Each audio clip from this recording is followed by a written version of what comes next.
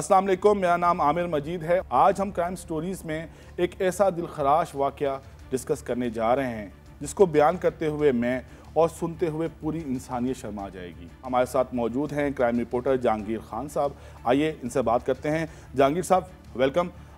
बताइएगा ये मुलजिम कौन है, इसके बारे में पता चला है कि मुलजिम करता क्या था? आमिर, ये जो मुलजिम अजीम है जिसने कि अपने चारों बच्चों को नहर में फेंक कर कत्ल किया है, ये किसी होजरी की फैक्ट्री में काम करता है। जहनी तौर पर ये बिल्कुल ठीक है, कोई नफसियाती मसला नहीं, और ये भी क्लेम नहीं किया जा सकता कि ये नफसियाती बीमारी या गुर्बत की वजह से इसने अपने बच्चों को जो है वो कत्ल किया। खाने के पैसे नहीं थे, फाके थे, गुर्बत थी, ऐसी कोई वजह नहीं है।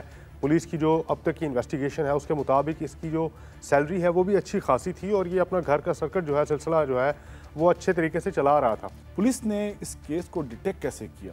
शाम के वक्त में अपने बच्चों को लेकर निकला और कुछ देर बाद इसने घर आकर कहा कि बच्चे कहाँ हैं। तो घर वालों ने जवाब दिया कि बच्चे तो आपके साथ गए थे। इसने कहा मैंने तो उनको दुकान पर छोड़ दिया था, उसके बाद वो कहाँ चले गए।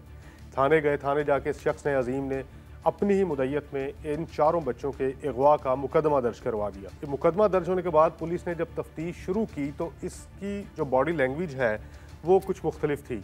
तो ये सस्पेक्ट, सबसे पहला सस्पेक्ट वो यही शख्स था। इसको पुलिस ने कस्टडी में ले लिया, इससे तफ्तीश शुरू की गई तो इसने मुख्तलिफ स्टेटमेंट्स देने शुरू किए। कुछ 10 के करीब इसने बयान जो है वो बदल बदल कर दिए। कभी इसने कहा कि बच्चे जो हैं मुझे नहीं पता, कोई नामालूम शख्स ले गया। फिर इसने कहा कि मैंने उन चारों बच्चों को कत्ल करके उनकी बॉडीज़ जो है वो जंगल में दबा दी हैं। मुख्तलिफ स्टेटमेंट्स ये देता रहा। इसके साथ साथ पुलिस की जो दूसरी तफ्तीशी टीम थी वो डिजिटल एविडेंसेस के साथ जो सर्कमस्टांशियल एविडेंसेस हैं उनका एनालिसिस भी कर रही थी। कुछ क्लोज सर्किट फुटेजेस चेन करनी शुरू की गई। इसके घर से मेन रोड तक कोई भी सीसीटीवी कैमरा मिला तो फिर मेन रोड से जो सीसीटीवी कैमरास की चेन है उनको चेक किया गया। तो ये शख्स मोटरसाइकिल पर अपने चारों बच्चों को बिठाकर कसूर की जानिब, यानी जो कहना से कसूर का रोड है, फिरोजपुर रोड, उस तरफ जाता दिखाई दिया गया।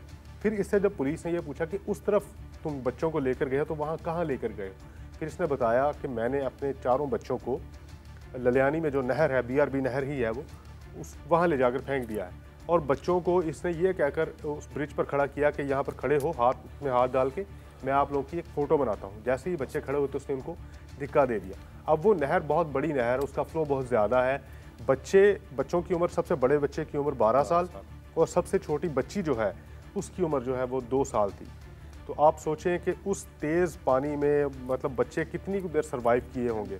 आप काफ़ी अरसे से रिपोर्ट कर रहे हैं क्राइम, क्या देख रहे हैं पेरेंटल अब्यूज़ के वाक़यात के हवाले से? हमारे यहाँ ये समझा जाता था कि जो पेरेंटल अब्यूज़ या इस तरह के जो बच्चों को अपने ही घर में या अपने ही कोई जानने वाला मोलेस्ट करे, हैरस करे, गुड टच और बैड टच का बताया जाए, ये तमाम तर वेस्टर्न सोसाइटी में समझा जाता था कि ये सिर्फ वहीं तक महदूद है, हमारा माशरा जो है वो इससे पाक है। लेकिन बात ये है कि ऐसे वाक़यात अब पे दर पे रिपोर्ट होना शुरू हो चुके हैं।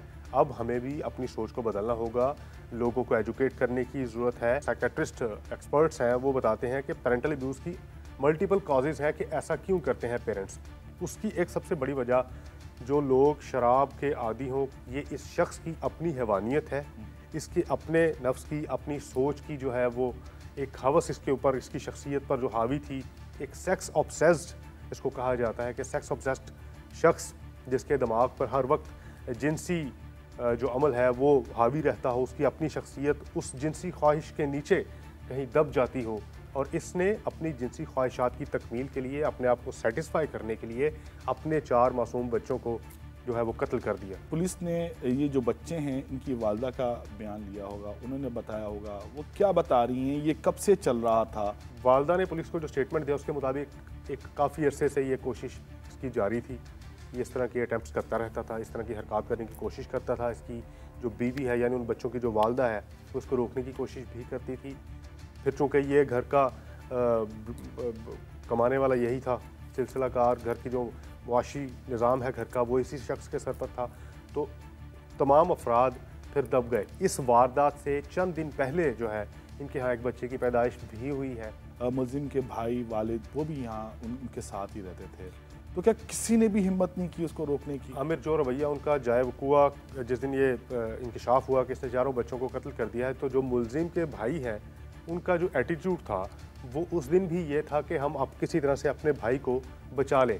2 वाक़यात हाल ही में, एक ये कान्हा में जिसमें एक बाप ने अपने 4 बच्चों को कत्ल किया, और एक गुज्जरपुरा में जिसमें एक 13 साल की बच्ची ने अपने सगे बाप को फायरिंग करके कत्ल किया। इन दोनों वाक़यात की जो सबसे बड़ी वजह है वो पेरेंटल अब्यूज़ सामने आई है। गुज्जरपुरा वाले केस में पुलिस ने जो अभी तक की इन्वेस्टिगेशन की है उसमें उस बच्ची का जो स्टेटमेंट है वो मामला जो है वो उसी तरफ जा रहे हैं कि वाकई जो मकतूल है उस बच्ची को मोलेस्ट करता था, उसके साथ को गैर अखलाकी हरकत करने की कोशिश करता था। तो उस बच्ची ने फिर तंग आकर, दिल बर्दाश्त होकर अपने सगे बाप को कत्ल किया। जी बिल्कुल।